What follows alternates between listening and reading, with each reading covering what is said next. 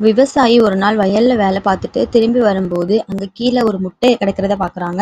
அந்த முட்டைய எடுத்து பார்க்கும்போது, அது கழுகோட முட்டை. அதனால பக்கத்துல ஏதாவது கழுகோட கூடு இருக்கா அப்படின்னு சொல்லி தேடி பார்க்காங்க. ஆனா அங்க எதுவுமே இல்ல. அதனால அவர் என்ன பண்றாரு, அந்த முட்டைய எடுத்துட்டு வந்து தன்னோட கோழி பண்ணையில இருக்கிற கோழிங்க கிட்ட வச்சிடுறாரு. அந்த கோழி அது தன்னோட முட்டை தான் அப்படின்னு சொல்லிட்டு அத அடக்காக்கு. கொஞ்ச நாளைக்கு அப்புறமா அந்த கோழி முட்டை எல்லாமே வந்து குஞ்சு பொரிக்குது.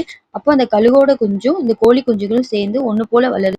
இப்படியே நாட்கள் போகுது. ஒரு நாள் இந்த கழுகு குஞ்சு வானத்த பார்க்கும்போது, அங்க நெறைய கழுகுகள் வந்து வானத்துல அழகா பறந்துட்டு இருக்கும். அப்ப இந்த கழுகு குஞ்சு நினைச்சுது, ஐயோ! நம்ம கோழியா இருக்கோமே!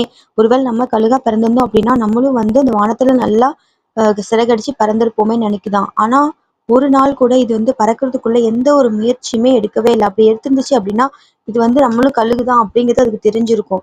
அதே போல தான் நம்மளும் வந்து நமக்கு நெறைய திறமை இருந்துமே, இந்த பயம், தயக்கம் அப்படிங்கிறதுனால நெறைய வாய்ப்ப மிஸ் பண்றோம். நம்ம அப்படி இல்லாம முயற்சி செஞ்சோம்னா கண்டிப்பா நமக்கு